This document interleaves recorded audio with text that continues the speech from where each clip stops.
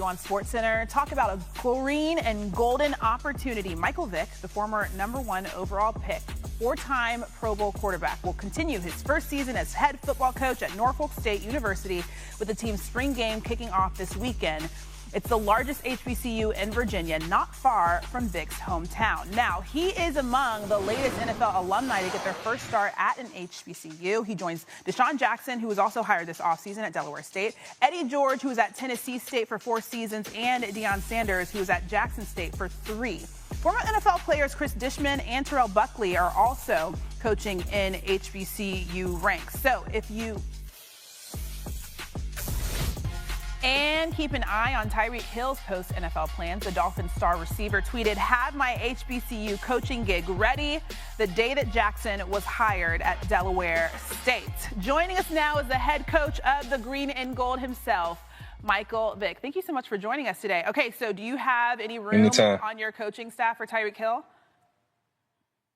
I do. But I think Tyreek got a couple more years left. He got a lot of downs left, so he need to focus on what's going on in Miami and let me handle this over here. But he'll definitely have a chance to coach when he's ready. Okay, so here's the thing. Like Cheetah, you had the Jets back in the day. So if we were to put you guys in a foot race when you were young, do you think that you would beat him? Cheetah, I don't know. It would have been close. It's funny, I was just having a conversation with some of my players who have walked in the office, and, they're always talking about some of the plays that they've seen, and, they're always talking about Deshaun Jackson. Shout out to Deshaun. And they was talking about Cheetah as well. And I'm like, between them two, I don't know who's faster, but, those might be the two fastest dudes I ever seen on the football field. Okay, so you grew up in Newport News, just over 30 minutes from Norfolk State's campus. What is this full life circle moment and experience been for you so far? It's been really cool to be home and be close to family, to, be accessible to so many people who poured into me growing up, and so many people who support Norfolk State now.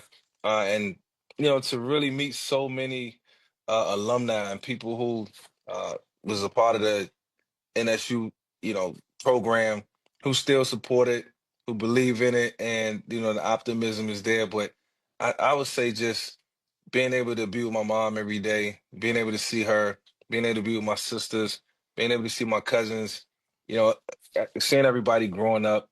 And I've been away for so long, ever since I left to go to college. I haven't been here consistently, and now I have a chance to be around my loved ones, and that means more to me than anything. Yeah, I can imagine that's huge for you. All right, so we talked about him a little bit. Deshaun Jackson, he's a new head coach at Delaware State. You guys face off as MEAC opponents in November. Have you talked about becoming conference rivals at all? Yeah, we talked about it a little bit, but it's almost like that conversation when we get on the phone we really don't want to have right now. It's really cool though to know that at some point we're gonna clash, and it's gonna be Norfolk State versus Delaware State. Promise to keep it clean. That's all we say. And in the meantime, we just want to be able to help each other in whatever way we can. We know what we're getting into. We know the opportunities that we have in front of us, and we're not going to take it lightly. We're not going to take it for granted, and we're going to pour everything into it. And so that's kind of been our mindset. How can we help each other, continue to excel, on and off the football field? So what have those conversations been like? Obviously, you've been in it a little bit longer than him. What have you told him to expect? Yeah, just the day-to-day process that you got to go through, from making sure that from the time you step into the building, everybody is prepared, and I'm talking about ill prepared. Everybody's excited, the energy's there, but even outside of that, it's so much responsibility as a head coach. So many things that you have to tackle that you don't pay attention to, that you can kind of get pulled in a lot of different directions, and you kind of got to police it. And I'm glad that I have people around me to help me deal with all the responsibilities. But like I tell the players, I got to be accountable. I got to be responsible. I got to do all the things that I got to do in my time to show them that I'm trying to be the best version of a head coach that I can be. and being the best leader that I can be. And, I just want them to look at me, and I want them to try to duplicate all the things that I do in a different light. I can't wait to see what both of you guys do at your respective teams. It's going to be huge. Let's talk about the draft, because we're 1 week away from the NFL draft. Cam Ward, he's the expected top pick. You know exactly what comes with that honor. So what wisdom can you offer about handling that pressure? Yeah, I think being the number 1 pick, when you first arrive into that city, you're going to feel the energy. You're instantly going to know why you're the first pick. You're going to look at the roster and say, uh, we got to improve. We got to get better. You're going to feel the responsibility and the onus of, having to be the face of the franchise and turn the program, the franchise around. And, I think Cam Ward, as you look at a guy like himself who, the road traveled, I think has put him in this position. And I think he's ready for it. I think he's ready.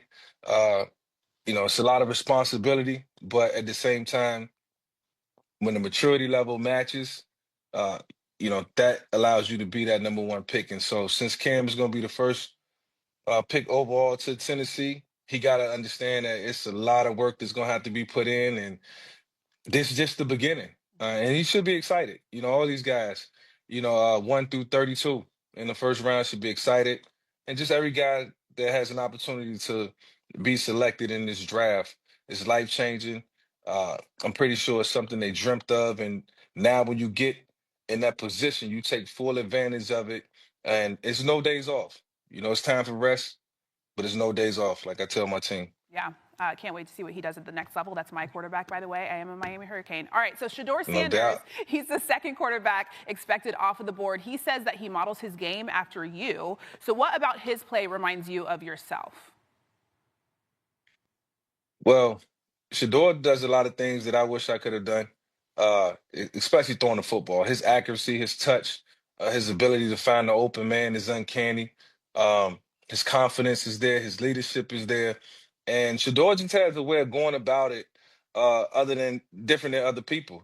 Some of us have quiet confidence. Some of us have loud confidence. And regardless of what, it's confidence. And, you know, we've had some conversations in the last couple of weeks, and obviously everybody, feels that they should be positioned and you know, might not like where they might be drafted, but at the end of the day, we find the positives in it. And if it's a little later, then you're gonna have a better supporting cast. And so, that was my advice to Shedeur. If he goes to the Saints, then it should be some pieces around him. It should be some weapons around him. Wherever he goes, if he goes to Pittsburgh. But the one thing that can't happen, uh, don't, put Shedeur in a situation where he's gonna be on edge and he's gonna have a chip on his shoulder, because that chip is gonna be a big chip We know how and that goes. great things are gonna happen. Yeah. For sure. Yeah. I want to talk a Yep. little bit more about Shedeur. He calls you one of his mentors. You guys had a very special moment during Super Bowl week. I want people to take a listen really fast. Listen.